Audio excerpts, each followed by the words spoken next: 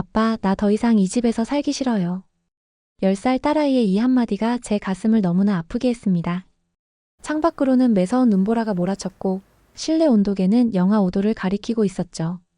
난방을 최대로 틀었는데도 추위는 해결이 되지 않고 가족들은 덜덜 떨고 있습니다. 안녕하세요. 저는 스웨덴 최북단 도시 키루나의 건축가 에릭 베리만입니다.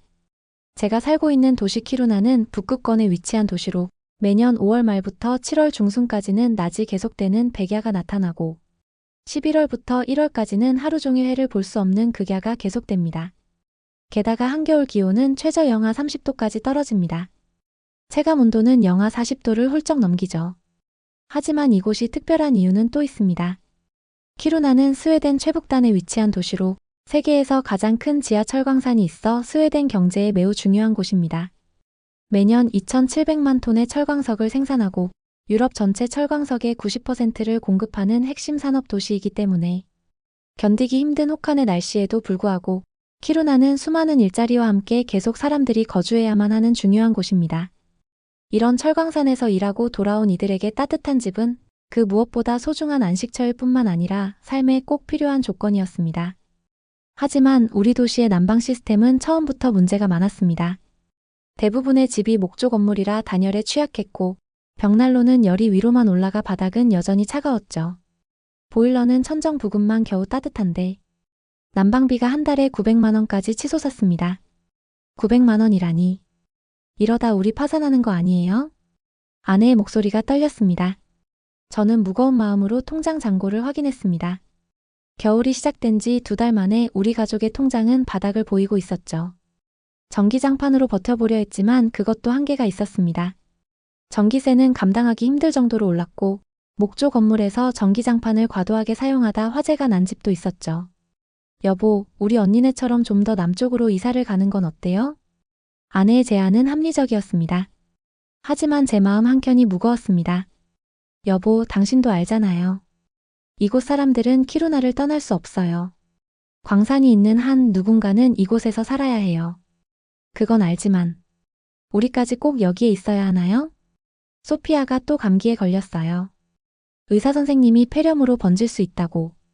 아내의 말이 채 끝나기도 전에 작은 딸 소피아의 기침 소리가 들려왔습니다. 매일 밤 아이의 방에 들어가 이불을 덮어주는 아내, 그리고 추위에 떨며 겨우 잠이 든 아이들의 모습. 이대로는 안 될 것 같았습니다. 특히 힘들어하셨던 건 저희 어머님이셨지요. 류마티스 관절염으로 고생하시는 어머니는 차가운 바닥 때문에 제대로 걷지도 못하셨죠. 추위에 떨며 밤을 보낸 다음 날 더욱 심해진 통증 때문에 아침에 일어나 방 바닥을 딛는 것조차 힘들어하시는 어머니를 보며 아들로서 제 가슴은 찢어질 듯 아팠습니다. 아이들의 상황도 심각했어요. 큰딸 엠마는 매일 밤 이불 3개를 덮고 자야 했고 작은 딸 소피아는 자주 감기에 걸려 학교를 빠졌죠. 아내는 밤마다 아이들 방을 들여다보며 이불을 덮어주었지만 그게 전부였어요. 그때 우리가 할 수 있는 건 그것뿐이었으니까요.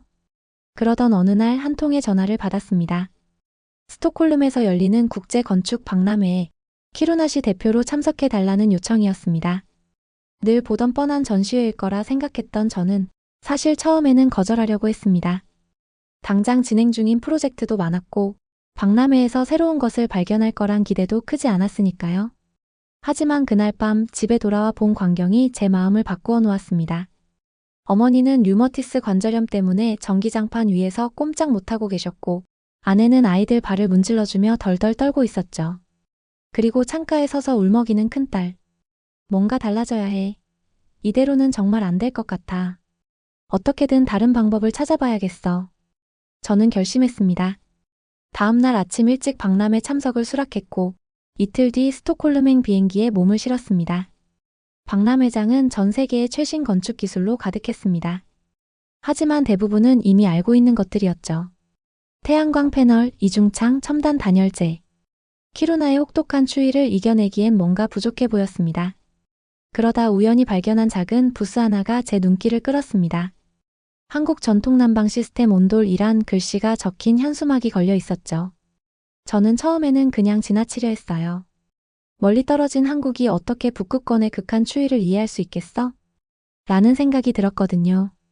하지만 부스 안에서 들려오는 한 관람객의 감탄사가 제 발걸음을 멈추게 했습니다.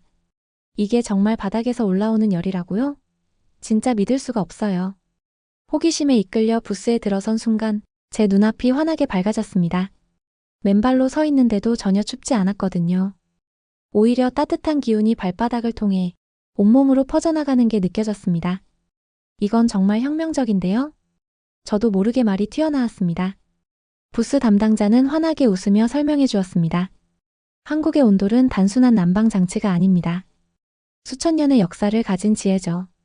바닥 전체를 데워서 열이 고르게 분포되도록 하는 원리인데 한번 데워진 바닥은 마치 축열지처럼 작용해서 열을 오래 보관합니다.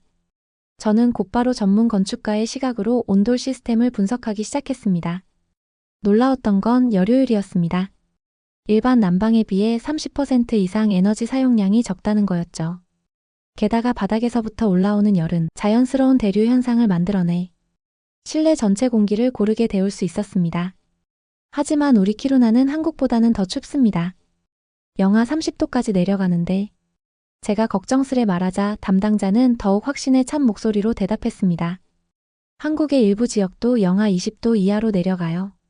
게다가 온돌은 지속적인 현대화와 함께 기술이 더욱 발전하여 갈수록 더 뛰어난 효과를 발휘하고 있습니다. 실제로 캐나다 퀘벡에서는 복사 바닥 난방이라는 이름으로 한국의 온돌이 성공적으로 도입되었어요.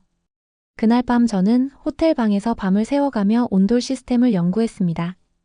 키루나의 목조 건물 구조에 어떻게 적용할 수 있을지, 화재 위험은 없을지, 비용은 얼마나 들지. 수십 장의 스케치를 그리고 또 그렸습니다. 특히 제 눈길을 사로잡은 건 온돌이 가진 인체공학적 장점이었습니다. 바닥에서 올라오는 따뜻한 열기는 발부터 데워주기 때문에 인체의 자연스러운 체온 유지에 도움이 된다는 거였죠. 어머니의 오래된 류마티스 관절염에도 효과가 있을 것 같다는 생각이 들어 제 가슴은 두근거리기 시작했습니다. 하지만 집으로 돌아와 이 이야기를 꺼냈을 때 아내의 반응은 예상했던 것보다 훨씬 더 차가웠습니다. 여보, 당신 미쳤어요? 잘 되는 난방을 뜯어 고친다고요? 아니, 여보, 우리 난방이 지금 잘 되고 있다고요? 매달 엄청난 난방비를 내고 있는데도 어머니 관절은 점점 더 악화돼가고 있고 애들은 매일 밤 덜덜 떨고 있잖아요. 하지만 난방 공사가 실패하면 어떻게 해요? 그 많은 돈을 들여서 공사했다가 더 추운 겨울을 보내게 될 수도 있잖아요. 당신 우리 통장에 남은 돈이 얼마나 있는지 알기나 해요? 아내가 던진 통장을 보며 저는 말문이 막혔습니다. 겨우 400만 원이라니. 온돌 설치에 필요한 비용의 절반도 안 되는 금액이었죠. 애들 학비는요? 당장 생활비는 어떻게 하려고요? 이거 실패하면 우리 가족은 정말 길바닥에 나앉게 될 거예요.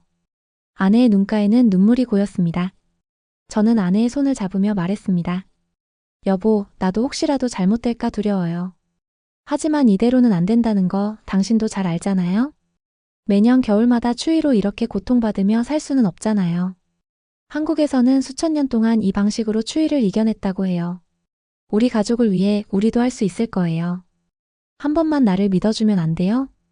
긴 침묵 끝에 아내가 고개를 끄덕였습니다. 알겠어요. 하지만 꼭 기억해 주세요. 이 결정이 우리 가족의 운명을 바꿀 수도 있다는 걸요. 2023년 1월 영하 25도의 강추위 속에서 시작한 첫 번째 공사는 정말 안타깝게도 완벽한 실패로 끝나버렸습니다. 바닥을 뜯어내자마자 수도관이 터져버렸고 순식간에 집안은 물바다가 되더니 결국 얼음판이 되어버렸죠.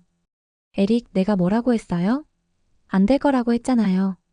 아내는 힘없이 주저앉아버렸습니다. 아이들은 이웃집으로 피신을 가야 했고 어머니는 병원에 입원하셔야 했죠. 저 집 미쳤나 봐. 한겨울에 집을 다 뜯었어. 쯧쯧. 불쌍한 사람들, 이 추위에 대체 어떻게 하려고 저러는 걸까? 이웃들의 시선은 차가웠습니다.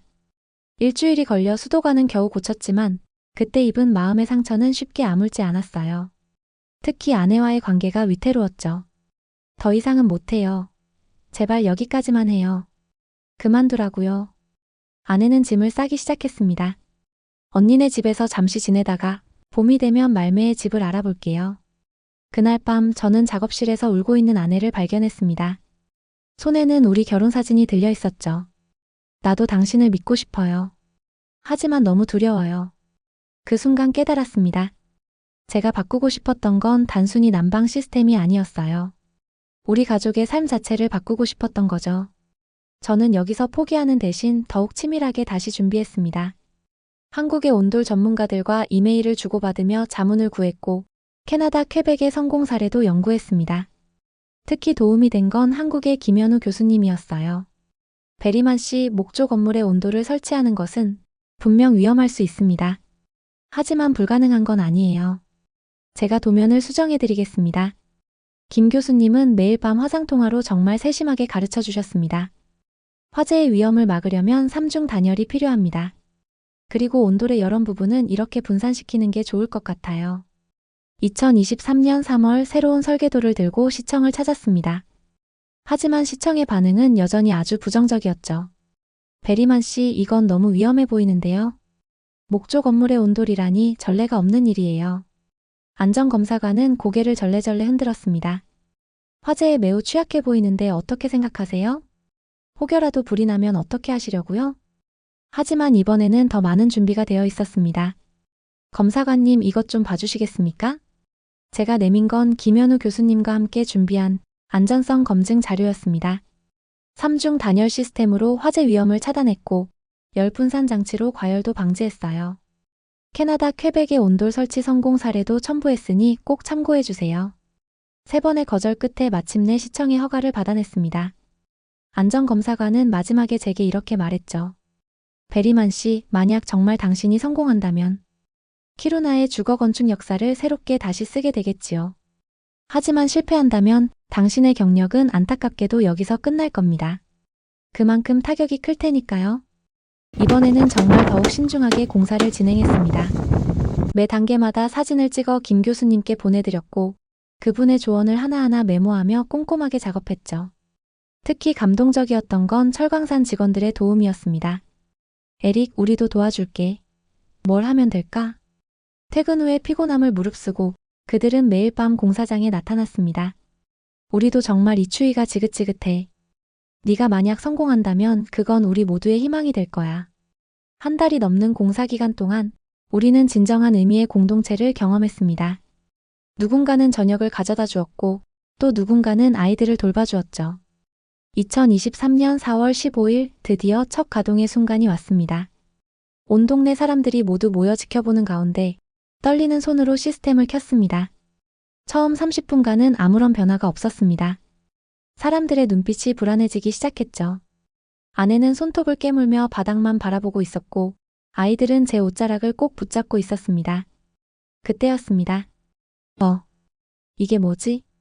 어머니께서 바닥에 손을 대보시더니 천천히 무릎을 펴고 방 바닥에 앉으셨습니다. 에릭, 바닥이 따뜻해. 이렇게 편하게 바닥에 앉아보는 게 얼마만인지 모르겠어. 정말 좋구나. 어머니의 눈시울이 붉어졌습니다. 그날 밤 우리 가족은 처음으로 거실 바닥에 이불을 깔고 다 같이 누워 있었습니다. 창밖에는 여전히 눈보라가 몰아쳤지만 우리의 마음은 그 어느 때보다 따뜻했습니다. 변화는 생각보다 빨리 찾아왔어요. 가장 먼저 달라진 건 난방비였어요. 다음 달 난방비 고지서를 받았을 때 아내는 숫자를 3번이나 다시 확인했습니다. 여보, 이것 좀 봐요. 900만 원이 400만 원으로 바뀌었어요. 아내의 얼굴은 환한 미소로 넘쳐났습니다. 어머니의 관절 통증도 눈에 띄게 완화되셨죠. 더 이상 전기장판에 의존하지 않게 되었고 아침마다 가볍게 걸으실 수 있게 되셨어요. 아이들의 변화도 놀랍고 감사했습니다. 소피아의 감기가 완전히 나았고 더 이상 병원을 찾지 않게 되었죠. 큰딸 엠마는 이제 친구들을 집으로 초대하기 시작했어요. 우리 집 바닥이 제일 따뜻해. 아이들은 바닥에 누워 숙제를 하고 이야기를 나누며 웃음꽃을 피웠습니다. 소문은 생각보다 빠르게 퍼졌어요. 특히 철광산 노동자들의 관심이 뜨거웠죠. 지하 1000m에서 일하고 돌아온 그들에게 따뜻한 바닥은 천국과도 같았으니까요. 2023년 9월 첫 번째 공공 프로젝트로 노인복지관이 선정되었습니다. 처음엔 반대가 무척 심했죠. 세금 낭비다. 위험하다. 필요 없다. 시의회는 격렬한 토론의 장이 되었습니다. 반대파 의원들은 화재 위험을 걱정했고 재정부서는 예산 낭비를 우려했죠. 그때 94세의 마리아 할머니가 일어나셨습니다. 떨리는 목소리로 천천히 말씀하셨죠. 저는 30년 동안 류머티스 관절염으로 고생을 했습니다. 이제는 정말 걷는 것조차 무척 힘들어요. 제가 들은 바로는 이 온돌이란 게 우리 같은 노인들에게 특히 좋다던데. 자꾸 반대만 하지 말고 그냥 좀 만들어주면 안 되겠어요? 할머니의 말씀에 회의장이 조용해졌습니다. 이어서 다른 노인분들도 한 분씩 일어나 자신의 이야기를 들려주셨죠. 결국 시의회는 간신히 통과시켰습니다. 하지만 그것은 새로운 시작에 불과했어요. 공사 과정은 순탄치 않았습니다. 영하 35도의 한파가 몰아치는 와중에도 노인분들은 매일같이 찾아오셔서 공사 진행 상황을 물으셨어요. 정말 따뜻해질까요? 우리가 살아있을 때 완성되는 거는 맞죠? 그분들의 절박한 눈빛을 잊을 수가 없었습니다. 드디어 복지관이 문을 열었습니다. 90세의 올가 할머니는 눈물을 글썽이며 말씀하셨죠. 60년 만에 처음으로 겨울이 두렵지 않아요. 이제 친구들과 따뜻한 바닥에 앉아서 마음껏 이야기도 하고 카드도 할 수 있을 것 같아요. 놀라운 변화는 계속됐습니다. 복지관 출석률이 80% 증가했고 노인 우울증 상담이 30% 감소했다고 해요. 물리치료사는 환자들의 관절 상태가 눈에 띄게 호전되었다고 보고했습니다. 며칠 후 시청 안전검사관이 복지관을 방문했습니다. 베리만 씨, 제가 틀렸습니다. 당신은 정말 해내셨군요. 이제 키루나의 건축 역사는 새롭게 쓰여지고 있어요. 그땐 제가 미안했어요. 정말 감사합니다. 그의 눈에는 감동의 눈물이 고여 있었습니다. 철광산에서도 혁신이 시작됐습니다. 지하 1000m에서 8시간을 일하고 나온 광부들에게 가장 필요한 것은 바로 따뜻한 휴식이었죠. 휴게실에 온도를 설치하자는 의견은 직원들의 만장일치로 통과됐습니다. 철광산 회사 측에서는 처음에는 난색을 표했지만 근로자들의 건강 상태가 개선되면 생산성도 함께 향상된다는 사실을 발견했죠. 회사는 먼저 작은 규모로 시범 운영을 시작했습니다. 한 층의 휴게실에만 온도를 설치했는데 그곳을 이용한 광부들의 만족도는 정말 높았습니다. 특히 겨울철 근무 후 몸을 녹이는데 더할 나위 없이 좋다는 평가가 이어졌습니다. 결국 회사는 전체 휴게실로 온도를 확대했고 이는 큰 성공을 거두었습니다. 진짜 믿을 수가 없어요. 이제는 쉬는 시간이 정말 무척 기다려져요. 차가운 의자 대신 따뜻한 바닥에 누워 있으면 모든 피로가 싹 다 풀리는 것 같아요. 한 광부의 말처럼 온돌은 단순한 난방을 넘어 삶의 질을 바꾸어 놓았습니다. 철광산 회사 근로자들의 근골격계 질환이 놀랍게도 40% 넘게 감소했고 작업 효율은 25% 이상 향상되었다고 합니다. 이 소식은 폭풍처럼 퍼져나갔습니다. 다음 날 아침 시청 앞에는 긴 줄이 늘어섰죠. 집집마다 온도를 설치해달라는 요청이었습니다. 하지만 새로운 문제가 생겼습니다. 설치 비용이 만만치 않았던 거죠. 그때 철광산 노조가 놀라운 제안을 했습니다. 우리가 가진 기술을 활용하면 어떨까요? 지하 1000m에서 나오는 지열을 온돌과 연결하는 거예요. 이 제안은 상황을 완전히 뒤바꿀 혁신적인 해결책이었습니다. 지열을 활용하면 난방 비용을 최대 60%까지 줄일 수 있었거든요. 게다가 철광산에 숙련된 기술자들이 설치 작업에 자원했습니다. 우리도 뭔가를 남기고 싶습니다. 미래 세대를 위해서요. 첫 번째 하이브리드 온돌 하우스가 완성됐을 때 예상치 못한 일이 벌어졌습니다. BBC, CNN 등 세계 언론이 키루나로 몰려온 거죠. 북극권의 기적 천년된 지혜로 미래를 데운다. 한국의 전통, 스웨덴의 혁신이 만나다. 언론의 관심은 곧 실질적인 변화로 이어졌습니다. EU 환경위원회가 대규모 지원을 결정했고 키루나는 친환경 시범 도시로 선정됐습니다. 변화는 예상보다 더 크게 찾아왔습니다. 학교에서는 특별한 일이 벌어졌죠. 온돌 교실에서 공부하는 아이들의 집중력이 30% 향상됐다는 연구 결과가 나온 겁니다. 바닥이 차가우면 아이들이 계속 움직여요. 하지만 따뜻한 바닥에서는 편안하게 앉아서 수업에 집중하죠. 한 교사의 증언이었습니다. 특히 인상적이었던 건 자폐 스펙트럼 장애를 가진 아이들의 변화였습니다.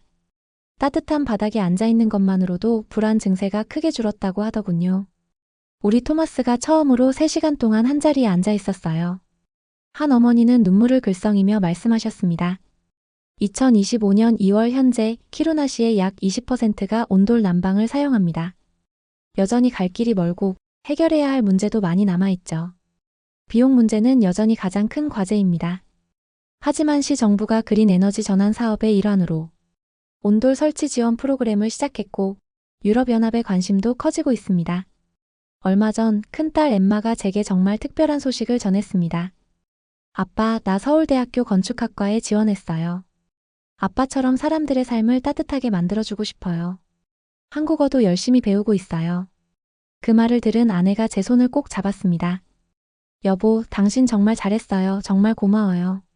우리 모두의 삶을 바꾸어 놓았네요. 창밖에는 여전히 매서운 눈보라가 몰아치지만 우리의 마음은 그 어느 때보다 따뜻합니다. 한국의 오래된 지혜가 우리의 삶을 완전히 바꾸어 놓았으니까요. 이제 키루나의 겨울은 더 이상 두렵지 않습니다. 바닥에서 올라오는 따뜻한 온기가 우리의 삶을 지켜주고 있으니까요. 하지만 온돌이 우리에게 준 것은 단순한 따뜻함이 아니었습니다. 바닥에 함께 모여 앉아 즐겁게 이야기를 나누고 가족이 한데 모여 잠드는 새로운 문화가 생겼죠.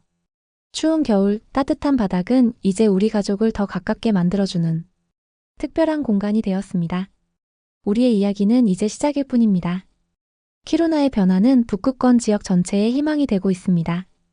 노르웨이, 핀란드, 캐나다까지 수천 년을 이어온 한국의 지혜가 우리의 미래를 밝혀주고 있으니까요. 지금 이 순간에도 키루나의 어느 가정에선 따뜻한 바닥에 모여 앉은 가족들이 행복한 시간을 보내고 있을 것입니다. 그리고 그들의 미소 속에서 저는 우리 모두의 따뜻한 미래를 봅니다. 한국의 따뜻한 온돌이 만들어낸 놀라운 삶의 변화는 앞으로도 쭉 계속될 테니까요. 여러분의 관심과 사랑 덕분에 제 이야기를 들려드릴 수 있어서 감사합니다. 이 영상이 마음에 드셨다면 구독과 좋아요 부탁드립니다. 다음에는 더 따뜻한 이야기로 찾아뵙겠습니다. 끝까지 시청해주셔서 감사합니다.